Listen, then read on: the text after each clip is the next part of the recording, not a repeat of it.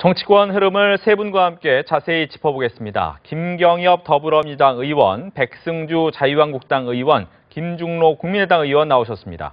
안녕하십니까? 네, 안녕하세요. 어서 오십시오. 환호도 있었고 냉담한 대응도 있었습니다. 문재인 대통령의 국회 시정연설에서는 여야의 반응이 상당히 엇갈렸는데요. 이에 대한 당내 목소리 듣고 오시겠습니다. 대통령의 주장이 아무리 좋아도 제도가 뒷받침되지 않는다면 공연불이 될 것입니다. 이제 국회가 책임 있는 자세로 일하는 국회의 모습을 보여줄 때입니다. 연설에는 현재도 미래도 없이 과거의 흔적 쫓기만 가득할 뿐이며 권력구조 개혁 등에는 그 어떤 비전도 보이지 않았습니다. 한미 FTA, 흥진호 납포, 한중 한일 외교, 방송 장악, 에너지 정책과 문재인 정부의 인사 실패 등 현재 국민의 최대 관심사에 대한 대통령의 책임 있는 언급이 없어서 아쉽습니다. 여당인 더불어민주당은 한국당의 피켓 시위를 강하게 비판하기도 했습니다. 반면 야하 3당은 비현실적이다, 산무시정연설이다라는 비판을 쏟아내기도 했지요. 문재인 대통령의 프리젠테이션 시정연설, 먼저 각 당의 종합평가부터 들어보겠습니다. 여당부터 들어보겠습니다. 먼저 시정연설 현장에 자유한국당에서 피켓과 현수막을 가지고 몰래 반입을 했는데요. 이것은 심각한 문제입니다. 우선 이게 국회 윤리규정에 위반될 소지가 있습니다. 그래서 아마 국회 윤리차원에서 진상조사도 하고 책임도 물어야 된다 이렇게 생각을 합니다. 마치 국회를 북한 노동당 전당대회장처럼 만들어버린 것 같아요. 시뻘건 현수막 그냥 주렁주렁 다 매달아 놓고 내용도 굉장히 천박합니다. 팩트도 틀렸습니다. 이 흥진호 문제나 유엔 군축이 결의한 문제는 자한당이 정확히 팩트를 파악했더라면은 이런 실수는 하지 않았을 것이다 이렇게 생각합니다. 그리고 문재인 대통령의 시정연설은 그럼에도 불구하고 전반적으로 차분한 분위기에서 우리 국가적인 아젠다를 종합적으로 정리해 주셨습니다. 특히 외교안보, 정치, 경제, 일자리, 민생, 복지 등 아주 정확하게 지금 현실을 진단하고 종합적으로 명료한 처방을 내려주셨다 이렇게 생각합니다. 프리젠테이션까지 활용을 해서 내년 예산안에 대해서 진정성 있게 여야를 막론하고 전체 국회의원과 국민들에게 진정성 있게 아주 제대로 잘 제시를 하셨다. 그리고 이제는 국회가 여기에 대해서 답을 해야 될 차례다 이렇게 생각합니다. 네, 자유한국당 이야기 듣겠습니다. 예, 진행자께서는 일부 야당의 냉담한 반응이라 이렇게 표현을 했고 우리 존경하는 김경엽 의원께서는 좀 천박하다. 우리 피켓이라든지 현수막 관련해서 의사를 전달한 것에 대해서 우리 당이 얼마나 답답했으면 그렇게 했겠습니까? 언론 장악에 대한 국민의 목소리를 전달하려고 해도 전혀 전달이 안 되고 있고 여러 가지 이슈에 대해서 전달하려고 해도 안 돼서 그런 방법을 선택했다는 점을 먼저 말씀드리고 국회든 국회 밖이든 일어나는 모든 현상들에 대해서 포괄적인 정부와 대통령이 책임져야 됩니다. 그런 현상이 일어나게 한 데 대해서 우리 여당과 대통령께서 한번 성찰하는 기회가 되기를 바랍니다. 그 시정연설 내용과 관련해서 저는 이렇게 생각합니다. 전체적으로 국민 통합에 대한 메시지가 좀 약했다 이렇게 생각을 합니다. 이제 대통령님은 촛불을 든 국민뿐만 아니라 촛불을 들지 않은 국민도 대표하고 있습니다. 그래서 촛불 혁명을 강조할 것이 아니라 이제는 그것을 넘어서서 전체 국민에 대한 통합된 메시지를 좀 줘야 되고요. 이 경제와 관련해서도 저도 깜짝 놀랐습니다. 사람 중심 경제. 그까지는 이해가 됩니다.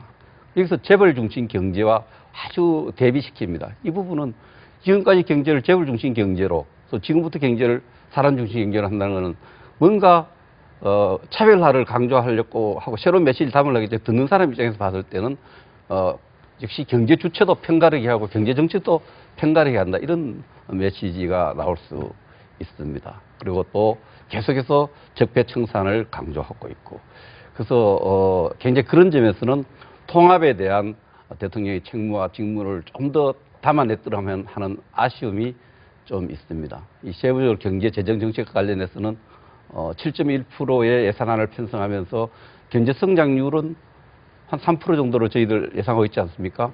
그 간극을 어떻게 채울 것인가 해서 진솔한 고민과 고뇌, 같이 고민하는 이런 모습들도 좀 담겨 있었더라면 더 많은 공감대가 마련되지 않았겠느냐, 이런 생각이 듭니다. 이런 비판에 대해서도 귀 기울여 주실 것을 부탁드립니다. 알겠습니다. 국민의당 이야기 듣습니다. 벌써 두 분께서 또 뭐 각을 세우시네요. 근데 이 예산국회에 오셨잖아요. 그러면 저는 지금 이거 말씀드리기 전에 좀 정말 중요한 사항을 하나 말씀드리고 싶어요. 왜냐하면 선거 공약 또 100대 과제 이런 거를 중심으로 해서 정책을 입안하고 수립하고 시행하는 과정에서 벌써 6, 7개월 지나셨잖아요. 그러면 대통령으로서 이제 아마 전반적인 큰 틀의 업무는 파악을 하셨을 것 같아요. 그러면 그때까지에 우린 통념적으로 어떤 공약이나 정책이나를 국민들하고 약속했다고 끝까지 밀고 나가려는 그런 심리적인 것이 다 작용을 해요. 그러면 과연 그게 옳은 것인가? 예산 같은 걸 도저히 염출 방법이 없는데도 공약을 지키겠다고 그래요. 그러면 국민들한테 결국은 국가나 국민들한테 다 리스크가 전국적으로 가는데 그걸 저는 그렇게 생각 안 해요. 지도자의 자세라는 것은 반드시 국민과 국가를 위해서 있지 않습니까? 모든 정책들이. 그러면 그것들이 잘못되는 걸 보면서 정말 리스크가 크다고 생각하면 그걸 보완 개선하고 극단적으로는 폐지도 해야 된다고 생각해요. 다만 국민들을 설명하고 이해시키는 것은 대통령의 몫이다. 이번에 이제 시정연설을 보면은 총체적으로 대통령께서 아주 진정성 있고 정말 현실을 많이 인식하고 상당히 잘 돼 있다고 봐요. 그런데 종전이나 뭐 별 다른 바가 없어요. 통념적으로 대통령들께서 오셔서 말씀하시는 것은 별 다른 바가 없고 대부분 다 총괄적으로 총론하는데 강론이 없어요. 현실 문제에 대해서 또 이제 앞으로 해나갈 정책들에 대해서 쭉 말씀을 하셨잖아요. 아주 그냥 뭐 백화점에서 좋은 물건들 들어놓듯이 말씀하셨는데 그거에 대한 구체적인 해법이 안 나와요. 그래서 국민들은 알고 싶어하고 듣고 싶어하고 뭐를 희망을 가지고 이렇게 듣다 보면 알맹이 없는 그런 선언적인 의미로 들릴 수가 있다. 그래서 앞으로는 그 구체적인 해법을 국민들한테 소상하게 얘기할 수 있는 그런 시정연설로 좀 패러다임을 좀 바꾸는 게 좋지 않을까. 네. 그러면 생산적인 시정연설이 될 것 같은 느낌이 듭니다. 알겠습니다. 거기에 대해서 간단한 반론 듣겠습니다. 통합 메시지가 부족했다라고 하는 주장은 그날 시정연설 하는 중에 자유한국당 의원님들이 피켓 다 붙여놓고 현수막 다 주렁주렁 다 매달고 이러고 있었는데 끝나고 나서 가시면서 거기까지 가서 그 항의 시위하는 자유한국당 의원님들 앞에 가서 다 악수도 일일이 하시고 보니까 우리 자유한국당 의원님들이 그 피켓 이렇게 그 현수막 들고 있으면서 한 손은 들고 한 손은 악수하면서 보니까 아주 이렇게 쑥스러워서 어쩔 줄 몰라 하시던데 이것만큼 정확한 대통령의 통합 메시지가 어디가 있겠습니까? 이렇게 하고 있음에도 불구하고 가서 악수하고 같이 함께 하자, 협조해 달라 이런 부탁을 하신 거죠. 그 한 손에 피켓 들고 한 손에 현수막 들고 그리고 대통령이 왔을 때 따뜻하게 우리가 악수를 받아주고 좀 잘 호소하고 이런 부분도 우리 자유한국당이 통합에 대한 갈구, 통합 메시지에 대한 갈구 이것으로 받아들일 수 있습니다. 그 반응이 나중에 우리 예산과 법안 처리할 때 꼭 실천이 될 수 있길 바라겠습니다. 어쨌든 그런 현상이 벌어지는 거에 대해서는 흔히 말하는 소통하려고 노력을 많이 하지만 소통 안 되는 국민들이 많고 소통 안 되는 의회라는 게 이 분포도가 딱 나와 있지 않습니까? 소통이 안 되고 있기 때문에 소통의 필요성을 절감하는 그런 기회였기를 바랍니다. 알겠습니다. 뭐 예산 문제뿐만 아니라 이야기를 해주셨다시피 다양한 분야에 대한 이야기가 나왔는데 특히 안보에 대한 이야기가 굉장히 많이 나왔습니다. 한반도 이 안보 5대 원칙까지도 이야기가 나왔는데 여기에 대해서 여야의 입장이 좀 극명하게 달라진 것 같습니다. 먼저 이 부분은 야당의 이야기를 듣고 여당의 이야기를 또 듣는 것이 맞는 것 같습니다. 자유한국당부터 이야기를 들어볼까요? 예, 안보 얘기 중에 저는 좀 그런 것을 기대했습니다. 우선은 최근에 일어난 흥진호 저는 납포 사건으로 봅니다. 흥진호가 공해상에서 북한에 납포가 돼서 20일 날 납포가 돼서 거의 7일간을 북한에 억류되어서 조사받고 나왔지 않습니까? 우리 국민이 7일간 어디에 있었는지를 정확하게 파악하지 못하고 대처하지 못했던 이런 부분에서 국민들에게 그 진실을 말씀을 좀 하고 양해를 구해야 됐던 것이 아닌가 이런 생각을 가집니다. 그 이제 5개 원칙을 내세웠는데 그 원칙이 이제 한반도의 어떤 평화 정착, 또 한반도의 비핵화, 또 이것을 주도적으로 해결하겠다. 또 북한의 비핵화, 또 북한 도발에 대해서 응징하겠다 이런 말씀을 하셨어요. 그런데 우선순위에 있어서 북한의 도발에 대한 어떤 위기의식을 공감하려는 어떤 이런 부분이 좀 약했지 않느냐 저는 그렇게 봅니다. 북한이 최근에 핵을 개발하고 다시 미사일 실험을 장거리 미사일 실험을 하고 또 해킹을 통해서 우리 군사 정보를 다 빼내가고 또 무인기를 우리 내륙 깊숙이 김천까지 침투시켜서 그것을 사사히 뒤져가고 이런 부분에 대해서 북한이 끊임없이 도발하고 있는데 이 도발에 대한 그 어떤 위기 의식 이런 부분을 공유하려는 이런 게 조금 약하게 다루어졌다고 생각하고요. 그리고 이런 위기에서 그러면 국방 태세를 강화해서 국방 예산에 대한 부분을 이야기합니다. 제가 국방 분야에 말씀드리면 원래 이전에 비해서 국방 예산 정부 안에 보면은 6.9% 이제 뭐 19년 만에 제일 높다고 하는데 네. 내년도 정부 예산 평균 인상률이 7.1%예요. 평균 인상률도 못 미치는 이 안보가 이렇게 위중하고 국방이 이렇게 상황이 이런데도 정부 평균 예산 인상률에도 미치지 못하는 국방 예산 증가를 했고 또 제가 볼 때는 턱없이 부족합니다. 이런 부분에 대해서 잘하고 있다는 측면보다 아직도 부족하다는 측면에 대한 공감대 이런 데 대한 말씀이 좀 더 진솔하게 나왔더라면 하는 아쉬움을 갖고 있습니다. 네. 김중로 의원의 얘기 듣습니다. 기본적으로는 베를린 선언 있잖아요. 베를린 선언에 그 얘기를 반복한 재확인한 수준이 아니었나.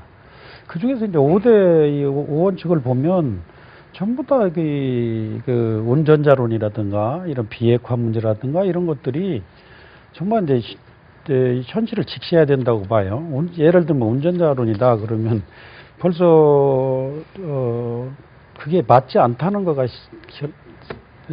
양산이 됐잖아요. 또 문재인 대통령 자신도 G20 회의에 갔다 오셔서 수석 회의에서 신비 없는 나라의 그 소름, 정말 아무것도 할 수 없다는 거를 뼈저리게 느끼고 왔다고 말씀을 하셨어요. 그러면 또 와서 운전단원을 재론할 필요가 있는가 시기적으로. 그런 문제들, 또 비핵화 문제도 지금 저희가 26년간 이렇게 비핵화 외치고 왔는데 91년부터 정말 저희만 아주 그냥 모범생처럼 NTP 그대로 원칙대로 지켜왔어요. 그러나 지금은 이제 6차 핵실험으로 인해서 싫든 좋든 원하든 원하지 않든 핵을 갖게 됐어요. 그러면 이게 어떻게 된 거냐. 우리 정말 깊이 생각해 볼 필요가 있어요. 누가 햇빛을 싫어하고 포용을 싫어하고 대화를 싫어하고 평화롭게 다 문제를 해결하고자 하는 생각은 누구나 갖고 있죠. 누가 주권을 갖고 싶지 않겠습니다. 군사 주권을 누가 갖기 싫게 하겠습니다. 그러나 현실은 그렇지 않다. 국제정치의 본질은 힘의 논리예요. 그건 뭐 다 느끼고 있는 뭐 국민학생도 아는 내용인데 그거를 간과하는 면이 굉장히 많아요. 그리고 핵을 가졌을 때오고 안 가졌을 때오고 저도 비핵화에 굉장히 관심이 많았었어요. 그럼 핵을 갖게 되는 순간 저희 당에서도 반대론자하고 지금 토론이 지금 아주 치열하게 벌어져 있어요. 당론에도 강령에도 비핵화가 들어 있어요. 햇볕 정책, 김대중 대통령의 정신 이런 건데 저는 이제 핵을 갖게 된 순간부터 이제 모든 국가 대전략에서부터 국방 전략, 합참의 군사 전략, 그거에 따른 작전 계획, 그거에 따른 소요제기에서 전력 증강하는 문제까지 전체적으로 일련의 관계가 다 바뀌어야 된다고 봐요. 그런데 지금 아무도 그거에 대해서 국방부에서 한다고는 하는데 예산부터도 전면적으로 달라져야 됩니다. 제가 볼 때는. 그러면 이게 어떻게 할 것이냐. 이번에 예산도 지금 뭐 예산부 기준만은 들어와서 누구 하나 그거를 국방부에서든 어디 뭐 안보실에서는 집중적으로 검토를 해서 그걸 지금 이번 예산을 울고 불고 달라고 그래야 되는데 이걸 안 하고 있어요. 하기는 한다고 그러면 언제 이걸 해야 될지 전반적으로 바꿔야 되고 국방 개혁도 정말 재검토할 필요가 있어요. 3군을 저는 통합해야 된다고 보는데 그런 문제들이 지금 되지가 않대. 그래서 이 5대 원칙을 안보의 지금 외교 안보 라인의 재정 입서부터 전반적으로 지금 국가적인 차원에서 다시 검토를 해야 된다고 생각합니다. 네. 어떻게 보면 이제 현재 현실을 인식하지 못한 이야기가 아니냐라는 지적인 것 같습니다. 여기에 대한 답변을 듣습니다. 우선 백승주 의원님 말씀하신 것 중에서 흥진호 문제는 안보 문제인가? 이것은 나중에 조사 결과 발표에서도 나왔습니다만은 안보 문제가 아니라 이것은 이 어선 관리상의 문제가 분명하게 존재하고 있죠. 나중에 아마 다음 주제에서 또 나오는 것 같은데 그때 좀 정확히 그래서 확인을 해봤으면 좋겠고요. 그 다음에 지금 국방예산 문제는 국방예산은 지난 9년 동안 이루어진 예산 증액분 중에서 가장 최고로 증액을 했습니다. 그만큼 문재인 대통령께서 이 국방을 외국에 의지하는 것보다는 자주국방의 의지를 항상 강조하셨고 이 자주국방의 의지가 이것이 강화돼야만이 실질적으로 우리의 안보는 우리가 지킬 수 있다는 것을 명확히 하고 계시기 때문에 국방예산 부분에 대해서 가장 크게 증액을 시켰다라는 말씀드리고요. 그 다음에 하나는 이제 재정 부담에 대한 걱정도 하시는데 재정 부담은 대단히 이건 좀 꼼꼼하게 확인을 했습니다. 지금 현재 초고소득자 내지는 이 대기업 법인세 문제, 이 문제가 늘어났을 때에 여기에서 발생하는 세수 증가분 그리고 다른 부분에서 좀 더 불필요한 부분 그리고 덜 중요한 부분, 중복된 부분들의 세수를 대폭 좀 지출을 줄였기 때문에 이런 부분들까지 감안해서 정확히 세입 세출을 따져보시면은 대단히 현실적이다. 아마 이런 판단을 하실 수 있을 것 같습니다. 그리고 지금 문재인 대통령께서 이제 강조하신 5대 원칙의 주요한 내용을 사실 보면은 요점은 간단합니다. 북한의 핵 보유국 지위를 용납할 수 없다. 그 다음에 한반도에서 전쟁은 안 된다. 우리 동의 없이 어떤 군사행동도 안 된다. 북의 도발에는 단호히 대응하겠다. 이런 거 아닙니까? 주권국가인 우리가 남북관계를 풀어가는 것은 가장 기본적이고 당연한 원칙이라고 생각합니다. 이것은 국제사회도 전폭적으로 지지하고 있고요. 이 원칙으로 북핵 문제를 해결하겠다고 하는 의지이고 우리 안보 문제를 해결해 간다는 의지입니다. 저도 이 5대 원칙에 야당도 결코 반대하지 않을 것이다. 이렇게 생각합니다. 반대하시는 거 아니죠?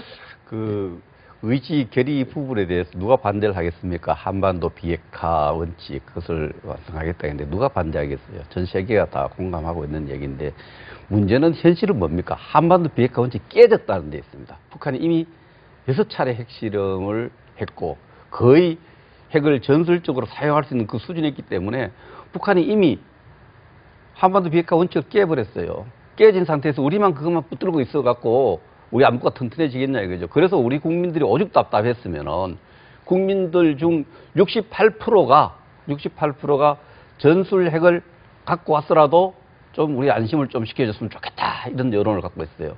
이 전술 핵을 갖고 오면 또 한반도 비핵화 원칙을 깨는 거 아니냐 이런 주장도 있을 수 있지만 그러나 북한이 핵을 가졌을 때 우리가 전술 핵을 재반입해서 핵의 균형을 이어서 비핵화로 가는 새로운 길을 모색하자는 국민들 주장이 늘고 있다는 거죠. 그래서 이 한반도 비핵화 원칙이 북한에 의해서 깨진 현실을 보고 다각적인 방안을 이렇게 찾아 나서겠다고 이렇게 해주는 것이 옳았지 않느냐. 저희들은 그렇게 생각을 했고요. 네. 아까 재정 부담 관련해서 말씀을 하시는데 그렇습니다. 제가 그저께 전 국민이 보셨을 겁니다. 주요 언론에 이런 글이 나와 있어요. 우리 상공회의소 부회장 이동근 부회장께서 우리 공정거래위원장 면전에서 이런 이야기, 우리 기업이 지금 여러 가지 노동정책 때문에 다 죽게 생겼다. 좀 살려달라. 이런 이야기를 합니다. 이거 뭐냐면 내년에 세수를 제대로 확보하는데 상당한 어려움을 줄 거라는 게 현장에서는 그렇게 느끼고 있는데 정책을 수립하는 사람들은 전혀 그걸 못 느끼고 있는 거예요. 세수가 무한대 들어올 걸로 생각하고 있는 거죠. 이런 부분에 대한 걱정들이 있는 이 걱정을 어떻게 해소할 것인가에 대한 충분한 설명이 좀 부족했다. 저는 그렇게 봅니다. 세수는 좀 다음에 얘기하고 이제. 네. 김병엽 의원님께서 말씀하신 그 예산 문제, 그거는 좀 반론이 있는데 지금 노무현 대통령 또 김대중 대통령 시절에 6 내지 11% 국방비를 주셨어요. 많이 올렸어요. 그때. 그러니까 지난 9년간. 예, 이번에 예. 이제 6.9%를 올렸는데 박근혜 이명박 정부 9년 동안에 예, 예. 비교했을 때 가장 최고로 그렇죠. 올린 것이다. 그런데 지금 아까 제가 말씀드린 그 핵 보유했을 때하고 핵 갖지 않았을 때 그 상황이 완전히 틀리다고 말씀드렸죠. 근데 지금 그거는 전혀 반영이 이번에 7.1% 지금 예산이 올라가죠, 평균. 근데 그 평균 수준에도 안 맞고 또 아까 말씀드린 이제 핵을 보유했을 때 안 보유했을 때하고는 차이는 엄청나게 커요. 아까 정말 국가 생존의 문제, 안보 패러다임이 완전히 바뀌는 문제거든요. 그건 왜냐하면 절대 무기라는 핵을 갖게 되면 재래식 무기는 무용지물일 수가 있어요. 그만큼 이건 어떤 무기로도 극복이 안 되는 문제이기 때문에 이거를 지금 감안을 해야 되고 그리고 핵을 용납할 수 없다고 말씀하셨는데 이거는 저는 안 맞는 아까도 말씀하셨듯이 싫든 좋든 원하든 원하지 않든 북한이 핵을 가졌다고 이제 가정을 하고 최악의 경우를 대비를 저는 해야 된다고 봐요. 0.001%라도 핵을 사용한다면 전제를 하고 저희는 대비해 가야 돼요. 모든 안보 문제는 안 쓸 것이다. 핵을 안 가질 것이다. 해가지고 왔는데 지금 이게 갖게 됐잖아요.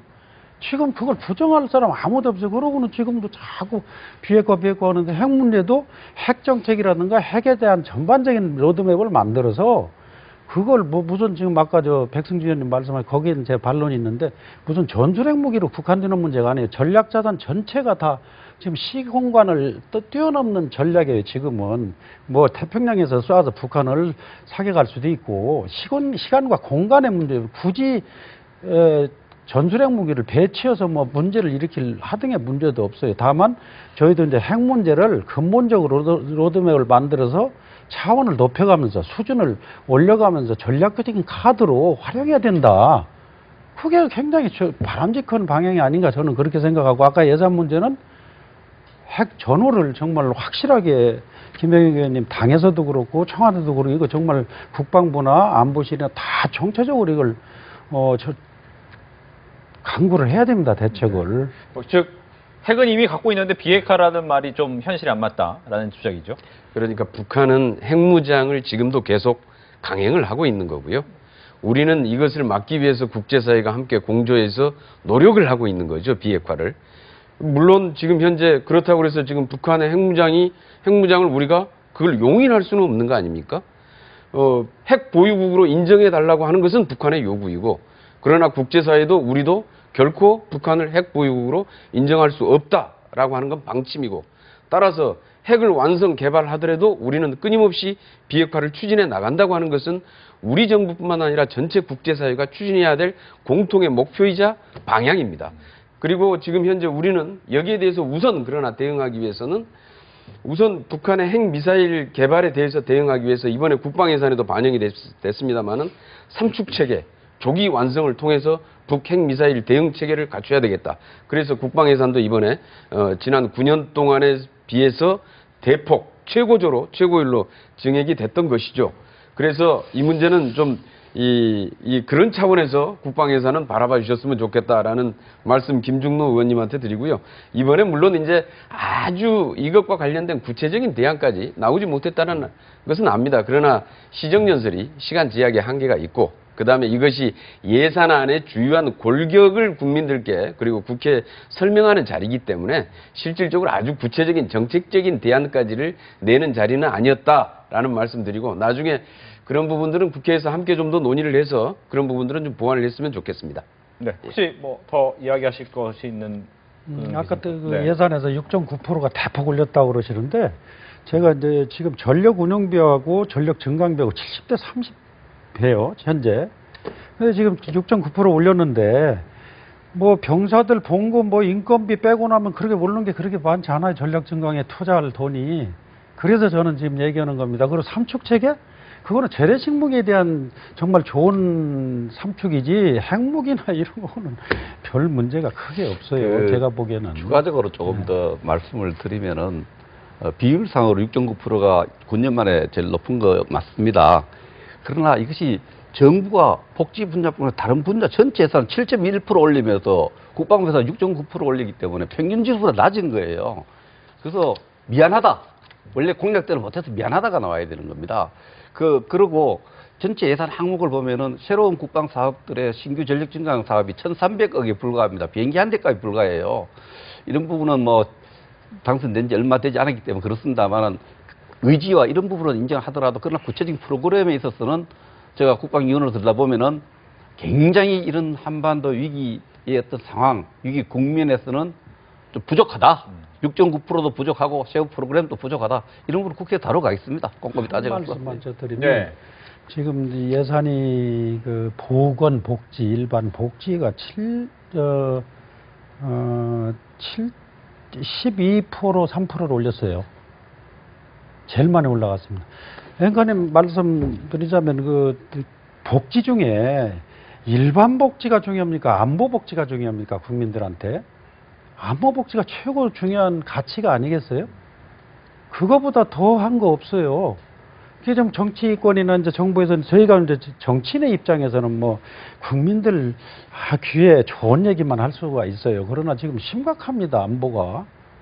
안보가 심각하다는 얘기. 아까 핵을 김병혁 의원님은 뭐 갖지 않도록 뭐 국제적으로 노력한다. 뭐 국제적인 그런 참 공조하에 그렇게 한다. 물론 다 알아요. 그거는. 그러나 지금 우리 생존의 문제는 우리가 책임져야 됩니다. 그렇다면 핵을 갖지 않았다고 지금 생각하는 사람 누가 있어? 일반 국민들이 핵을 지금 북한이 가졌다고 다 신뢰라고 생각해요. 그러면 거기에 따른 대비를 다 해가야 돼요. 당장 방공호 뭐 이런 거 하나도 안 돼 있어요. 5천만이 다 핵에 노출됐다고 볼 수가 있어요.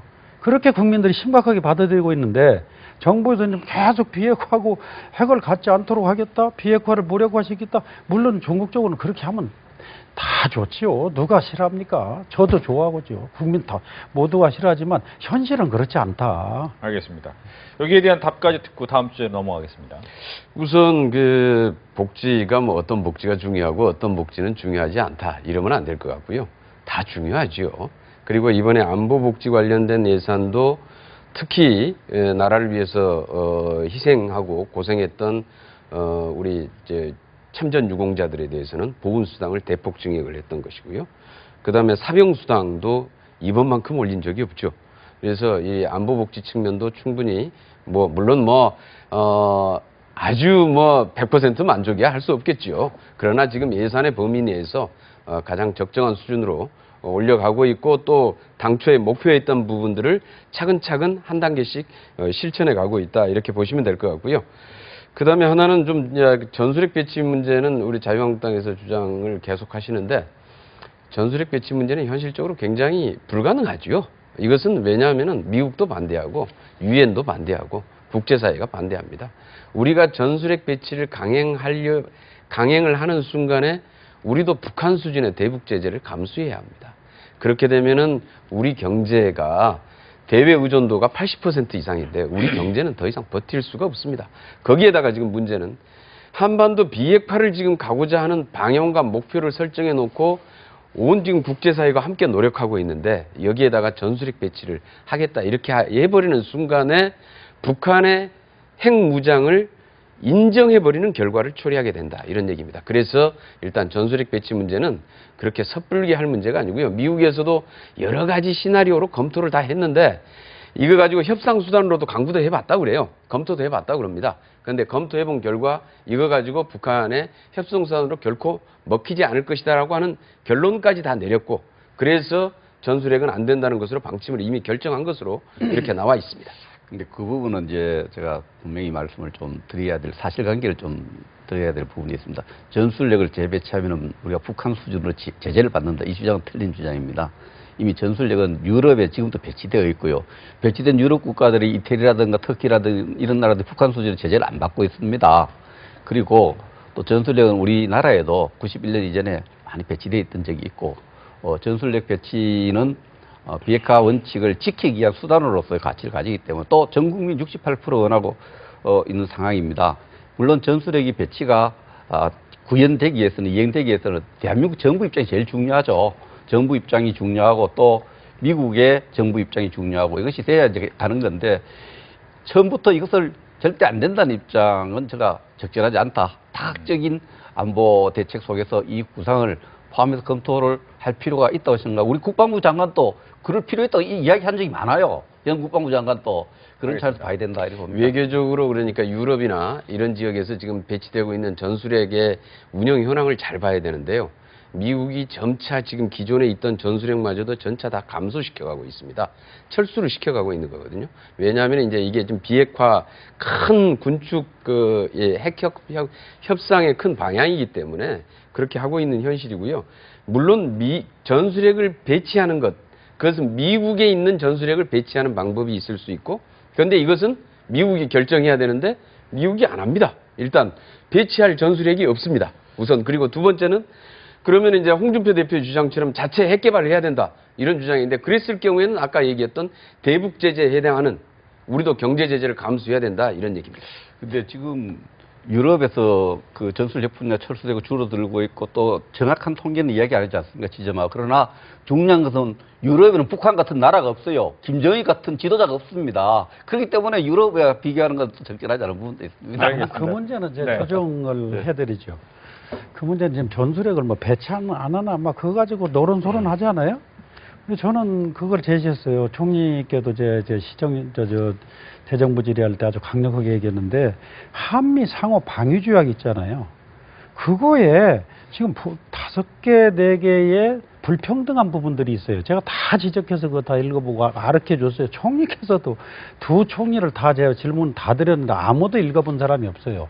63년 이상 된 조약 한 번도 안 읽어요. 6개조밖에 안 돼요. 한 페이지 전문이.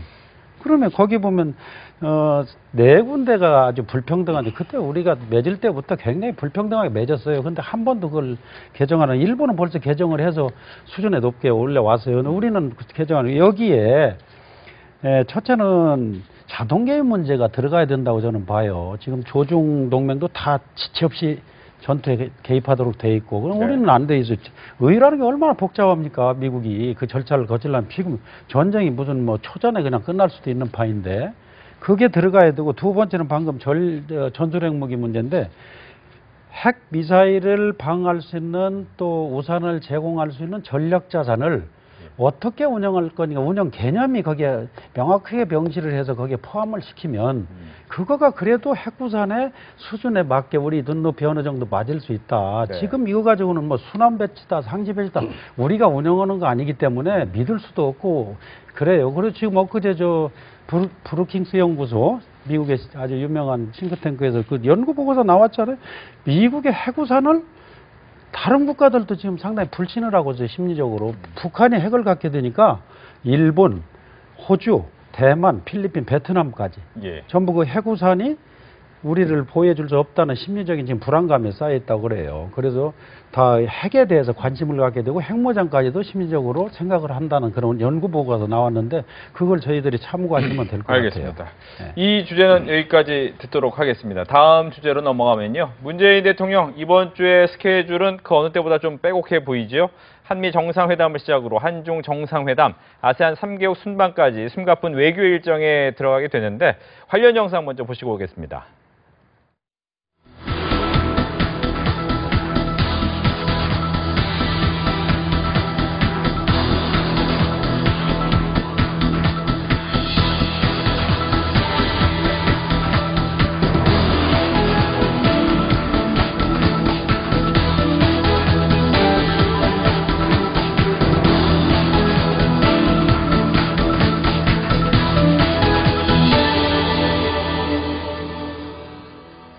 먼저 한중 관계를 짚어봅니다. 지난달 31일 1년 넘게 이어졌던 한중 사드 갈등의 실타래가 전격적으로 풀렸습니다. 한중 외교당국이 한중 교류협력 정상화에 대한 합의문을 발표한 건데요. 이를 두고도 여야의 반응은 엇갈리고 있지요. 전략적 소통을 위한 시적절한 조치였는지 아니면 경제적 피해 보상 내용이 없는 굴욕 외교였는지 양측의 평가는 다양합니다. 각 당의 입장을 먼저 자세히 들어보겠습니다. 더불어민주당부터 들어보겠습니다. 예, 사드 배치를 둘러싼 국가 간의 입장은 다를 수 있죠. 그리고 이제 그 사드 배치로 인해서 한중 간의 이 갈등이 굉장히 이제 아주 고조되고 증폭되어 왔는데요. 거기에는 이제 두 가지 원인이 있습니다. 하나는 사드 배치에 대한 입장의 차이도 존재하지만은 문제는 사드 배치하는 과정에 외교적인 실수입니다. 이것은. 왜냐하면 신뢰를 깨버렸다는 거거든요. 거기에 핵심적인 내용이 황교안 국무총리가 사드 배치 우리가 정식으로 발표하기 7일 전에 북경을 방문해서 시진핑 주석을 만난 자리에서 이 중국이 사드 배치에 대한 우려를 표명하자 그때 답변이 우리는 검토한 바 없습니다. 이렇게 답변을 하고 그 이전까지는 계속해가지고 우리 정부가 사드 문제에 대해서는 삼노 입장, 그러니까 미국의 요청도 없었고 검토도 없었고 결정한 바 없다라는 이 삼노 원칙을 계속 견지를 해왔어요. 근데 그러다가 갑자기 어느 날 갑자기 이걸 이제 발표를 하게 된 겁니다. 물론 발표 3일 전에 한민구 국방부 장관이 국회에서까지 와서 검토한 바 없다, 결정한 바 없다. 이렇게 지금 얘기를 답변을 하지 않았습니까? 국민도 속인 겁니다. 근데 이 현상이 중국의 입장에서는 뒤통수를 맞았다 이렇게 생각하는 거죠. 그러니까 중국의 언론들의 표현이 뭡니까? 아주 좀 삭막하잖아요. 한국이 등 뒤에서 칼을 꽂았다. 뭐 이런 정도의 삭막한 표현. 이게 이제 이 신뢰관계를 깨뜨리는 것에 대한 분노가 또 하나 있는 겁니다. 그래서 이 문제는 이번 같은 경우는 그 사드 입장에 대한 입장이 바뀐 건 없어요. 중국이든 우리 한국이든 사드에 대한 입장이 바뀐 건 없는데 문제는 그 사드 배치 과정에서 발생했던 그 깨진 신뢰 이것을 회복하기 위한 이 일정 정도의 합의 그리고 노력이 진행됐다라는 것이고 이 부분이 이번에 한중 관계를 복원하기로 합의한 것의 핵심적인 요인이다 이렇게 생각을 합니다. 그래서 이번 합의로 인해서 한중 관계가 신뢰뿐만 아니라 경제적인 교류 협력도 아마 정상화돼 나갈 것이고 이렇게 해서 중국에 진출해 있는 기업, 중국과 무역하고 있는 우리 기업들뿐만 아니라 중국에 지금 가 있는 약 100만여 명의 우리 교민들이 그동안에 이 사드 문제 때문에 버스 안이나 지하철 안에서 한국말로 대화도 못했다는 거 아닙니까? 눈치 보여서 못했다는 그 정도였는데 이번 걸 가지고 중국 교민 우리 모든 기업들이 다 환영을 하고 있잖아요. 그래서 이것은 문재인 정부 들어서 그동안 정말 아주 얽히고 설킨 이 사드 문제를 해결해 갈 수 있는 실마리를 찾아내면서 가장 중요한 한중 관계를 복원시켜내는 출발점, 굉장히 큰 성과다 이렇게 생각하고요. 아까 말씀드린 사드에 대한 입장의 차이를 벗어나서 뛰어넘어서 이 한중 관계의 신뢰를 회복시켜가는 단계에 접어들었다. 이런 측면에서 우리 외교의 큰 성과고 이런 부분들은 우리 야당 입장에서도 잘한 건 잘했다. 이렇게 좀 인정을 해줬으면 좋겠어요. 네, 즉 한중 신뢰관계의 시작, 복원의 시작이라 보기 때문에 야당에서 좀 칭찬해달라 이런 얘기를 해주셨는데 자유한국당이 칭찬을 해주실지는 들어보겠습니다. 예, 그 사드 문제가 왜 생겼습니까? 북한이 핵과 미사일을 개발하니까 그게 북한의 핵과 미사일로부터 우리 국민을 보호하기 위한 토대를 하나 도입한 거죠. 도입 배치한 문제입니다. 이 문제가 중국 입장에서는 안보적 차원에서 불편하다. 불편하다 수준을 넘어서 하지 마라. 이렇게 개입하려고 하던 사회에서 갈등이 생겼고 중국은 이 군사 안보 문제하고 경제 문제를 연결시켜서 한한령 이런 해서 한국 경제에 상당한 타격을 줬고 우리가 상당한 피해를 감내했던 것이 사드 문제입니다. 그러나 어느 국민 누구도 우리 미국까지도 이런 문제에 대해서 한국과 중국 관계가 정상적으로 정상화되기를 바라고 있습니다. 정상화시킨 결과라고 이렇게 좀 칭찬했으면 좋겠다 이렇게 말씀하셨는데 요 세 가지 약속을 했다 그래요. 중국에다가 강경화 외교부 장관이 국회에서 사드를 추가 배치하지 않겠다. 그죠? 미국이 추구하는 이 동북아 군사 체계 MD 체계에 가입하지 않겠다고 약속을 했고 또 한국과 미국, 일본이 군사 동맹으로 가지 않겠다 이런 약속을 했는데 중국이 듣고 싶은 얘기들이에요. 이런 전략적 원칙들이 내부적인 절차를 거쳐서 국방부 장관과 NSC라든지 국가사회에서 국가적인 전략을 결정할 수 있는 겁니다. 군사 유용성에 여러 가지 따져서. 그러나 이것을 전혀 내부적인 어떤 그런 절차 없이 이렇게 중국이 듣기 좋은 얘기를 통해서 정상화시켰다는 측면에서 절차적으로는 굉장히 심각한 문제가 있다고 생각합니다. 첫째, 그 첫 번째 합의한 내용은 굉장히 좀 우리가 두고두고 좀 생각을 해봐야 됩니다. 뭐냐면은 사드에 대해서 추가 배치를 하지 않겠다는 것은 사드는 우리 주권상인데 간섭받지 않겠다는 원칙을 포기한 겁니다. 이 부분은 미래에 우리가 사드가 더 필요하다고 해도 사드 도입하려면 추가 도입하려면 중국의 허락을 받아야 되겠다는 이런 것이 될 수 있는 부분이죠. 이렇게 해서 확대해서 될 수 있는 부분입니다. 내부적으로 얼마 정도로 군사 유용성 따져서 그걸 결정하는데 이거 중국의 이야기를 듣고 합의했다. 이거는 제가 어떻게 보면 심각한 어떤 주권상의 문제가 있고 또 현 정부 또 민주당의 정체성과 관련해서 그 미국과의 미사일 협정이라든지 좀 우리의 주권이 제약받는 군사협정에 대해서 매우 반대하고 굉장히 예민한 입장을 갖고 왔는데 이 부분을 너무 쉽게 다루었다 생각을 하고요, 절차적으로. 네. 제가 병자호란이라는 영화가 요즘 히트치고 있지 않습니까? 병자호란이 우리 역사에서 한반도에서 가장 치욕적인 겁니다. 청나라가 요구한 항복 조건 8가지 다 감내하는 건데 그 첫 번째가 청나라를 군주로 생각, 우리 신하로 하는 이런 거에부터 7가지 중에서 8가지 중에서 7번째 항에 보면은 조선 조정은 1637년 1월 30일 이후로는 이 군사적 성을 쌓지 않고 군사적 목적의 담당을 개수하지 않는 약속을 해요. 군사적 방비를 청나라 허락 없이 못하도록 약속하는 겁니다.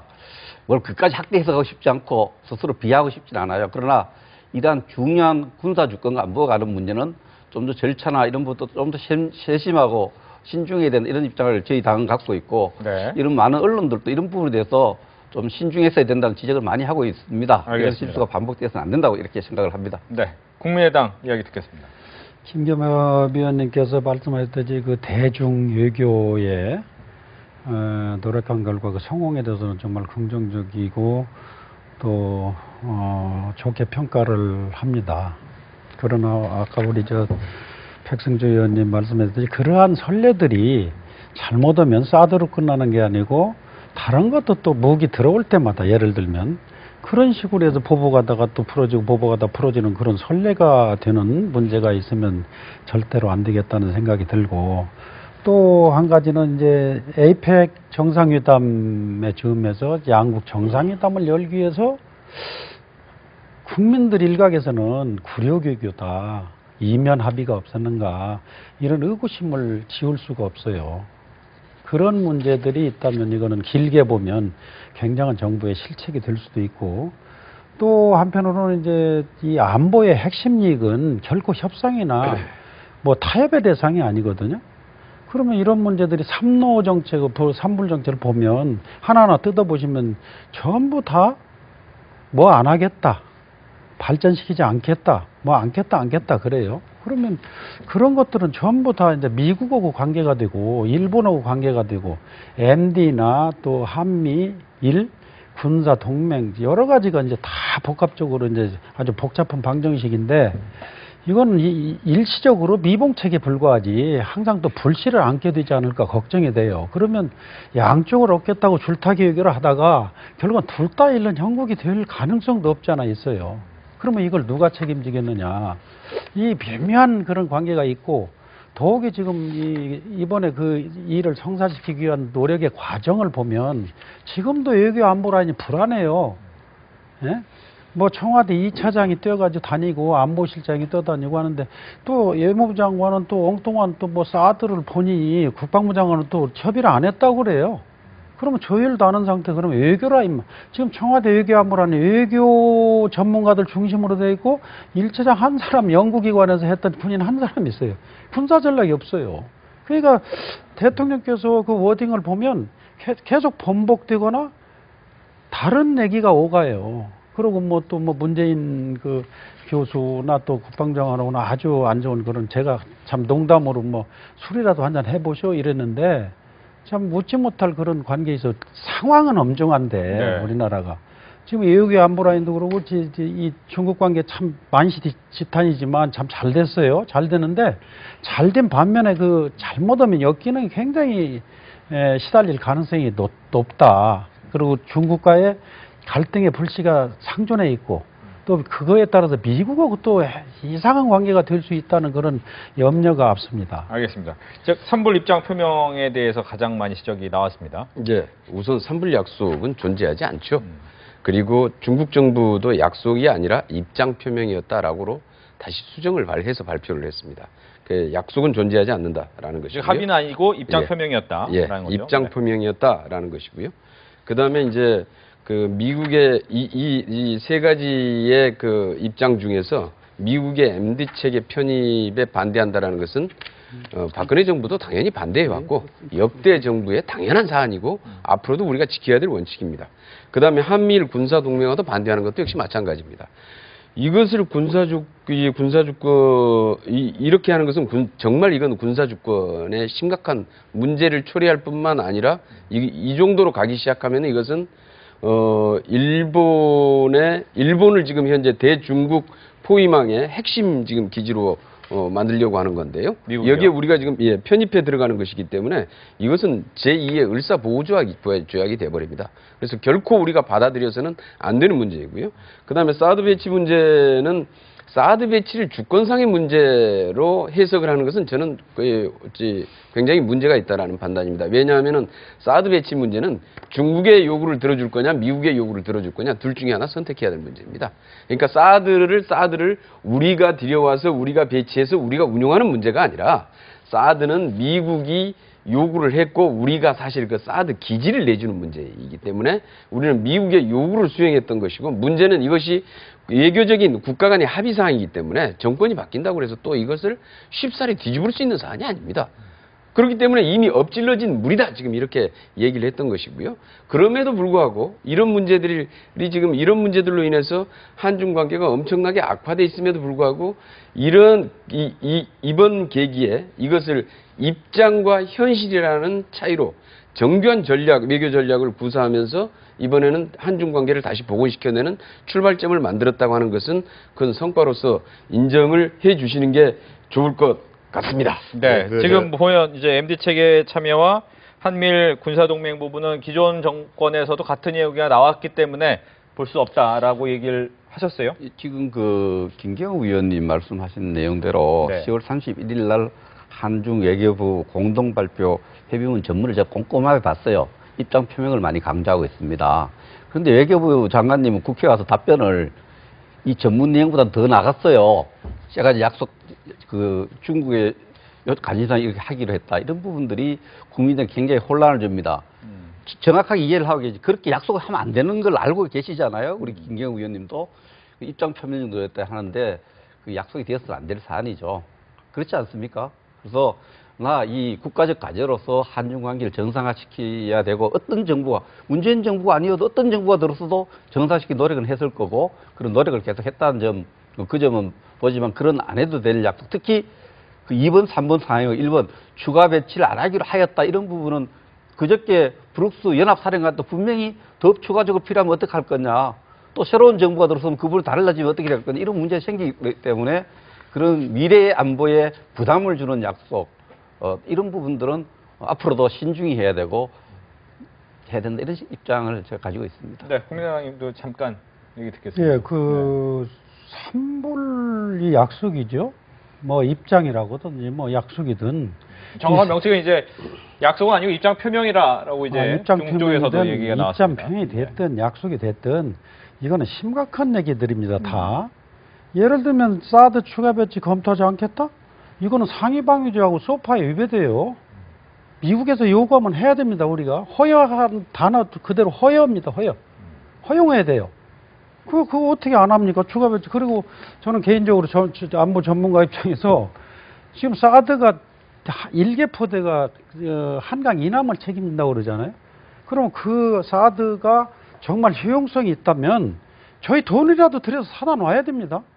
지금까지 중국이 미국에서 갖다 놓으면 문제를 일으키지만 한국이 사다 놓은 무기에 대한 한 번도 반론을 제기한 적이 없어요.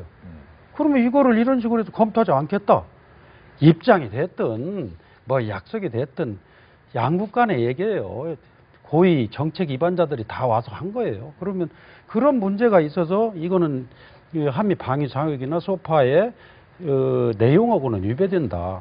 그리고 MD요? 이것도 안 할 수가 없다고 봐요, 저는. 뭐 가입을 지금 해야 된다는 게 아니고 이게 간접적으로 다 이게 어느 정도는 돼 있다고 저는 봐요. 이거를 뭐 아니다, 기다, 뭐 또 약속을 한다, 안 한다, 이걸 떠나서. 그리고 이 한미일 군사동맹은 더 그러고요. 이거는 예를 들면 북한에 이제 어떤 그 국지적인 도발이 있을 때 동해안에서 어떤 그 잠수함이 뭐 북한에 잠수함이 움직였다면 공해상에서 이 스크램블 될 가능성이 높아요. 삼국이 다 관여를 하기 때문에. 그런 문제 또 뭐 쉬운 얘기로 남중국해에서 중국이 뭐 25년인가 30년 되면 거기를 완전히 다 자기들이 뭐 점유하겠다고 그래요. 그러면 거기는 뭐 여기 지금 한국뿐만 아니라 일본 뭐 다 거기 통로를 통해서 수출 뭐 원유 수입 뭐 이런 게 다 거기를 통해서 가요.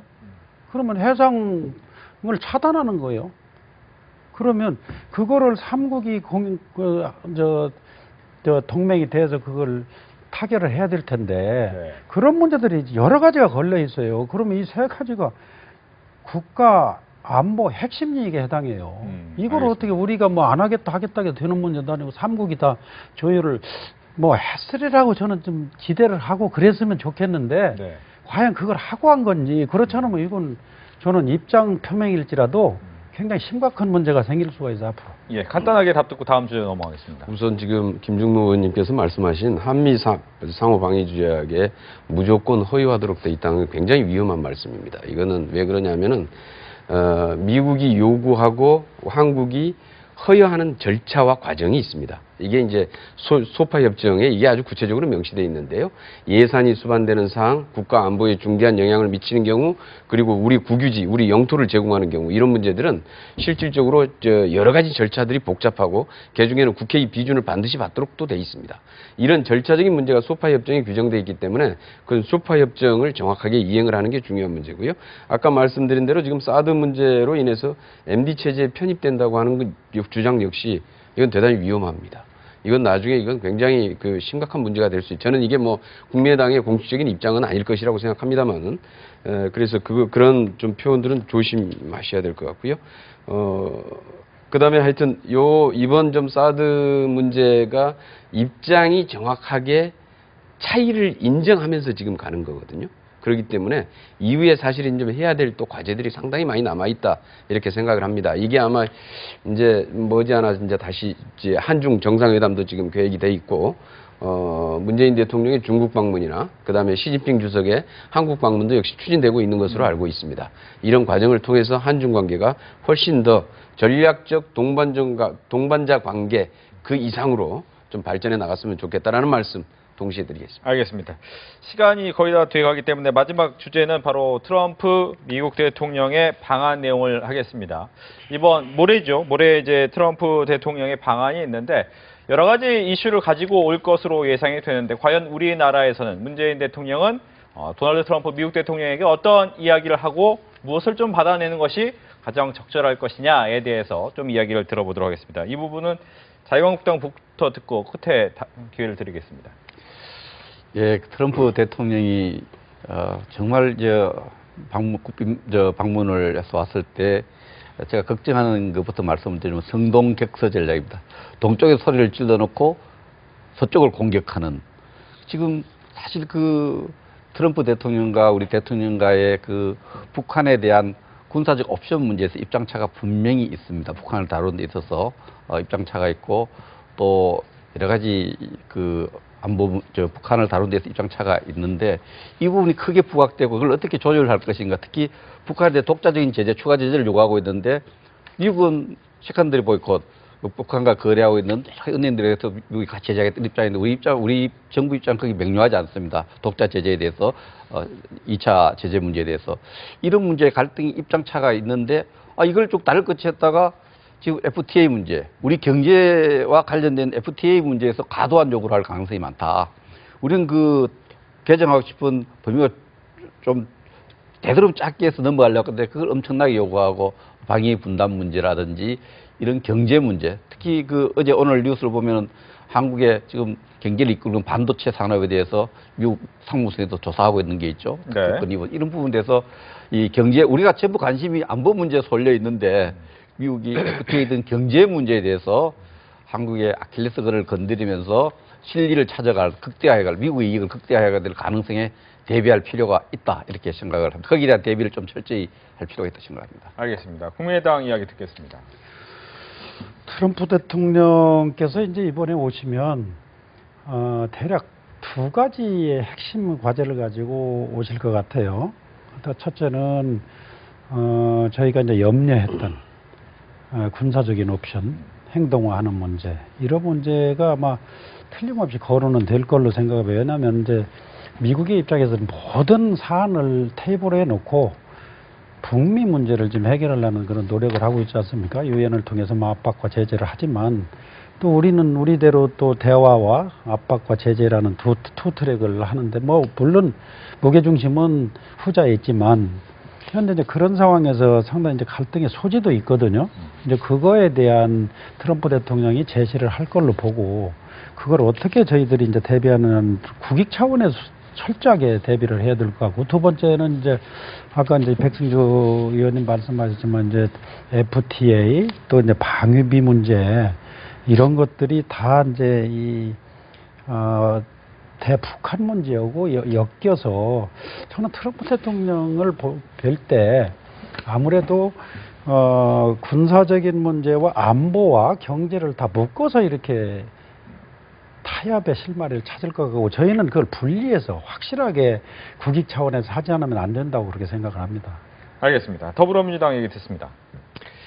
예, 이번에 트럼프 대통령의 방안은 25년 만에 이제 국빈 방안인데요. 대단히 중요한 기회이고 또 한미 공조나 한미 동맹을 한층 더 발전시킬 수 있는 좋은 기회다라고 생각을 합니다. 그리고 이번에 방안을 해서 지금 평택 미군 기지, 네. 평택 미군 기지를 지금 방문할 계획인데 평택 미군 기지가 전 세계에 있는 미군의 해외 기지 중에서 최대 규모입니다. 그리고 여기에 지금 이 미군 기지를 조성하기 위해서 그리고 여기에 지금 미군 이 기지 이전 비용으로 어마어마한 지금 우리 예산도 들어가 있습니다. 그렇기 때문에 가서 직접 지금도 아직 공사 중입니다만 조성 중이지만 직접 확인을 하고 그리고 이 미군 기지를 조성하기 위해서 한국이 실질적으로 그동안에 94%의 예산을 지금 현재 부담을 했는데요. 약 한 11조 5천억 원 정도가 이릅니다. 이렇기 때문에 이런 문제들을 조금 더 확인을 한다면 나중에 결코 방위비 분담 협상을 하는 데 있어서도 우리에게는 불리하지 않고 특히 주한미군의 역할 등이나 한미공조 관련된 부분에서는 상당 정도의 이해폭이나 이런 것들을 넓힐 수 있을 것 같다라고 생각을 합니다. 또 하나의 문제는 사실 미국하고 북핵 문제나 남북관계를 풀어가는 데 있어서 커다란 원칙과 방향에 있어서는 항상 우리가 일치하고 있습니다만은 개중에 이제 구체적인 세부적인 실행 방안이나 이런 데에서는 조금의 차이들이 있을 수 있습니다. 저는 그건 당연히 국가 간에 차이 있을 수 있다라고 생각합니다. 주권을 가진 국가라면은 그건 당연한 차이가 존재할 수 있다. 그런데 문제는 이 모든 것까지를 다 같이 해야 된다라고 주장을 하면서 그 작은 차이들을 자꾸 부각을 시키면은 공조나 동맹이라고 하는 게 공통분모를 강조해야지 강화 발전되는 거지 작은 차이를 자꾸 부각을 시키면은 어떻게 됩니까?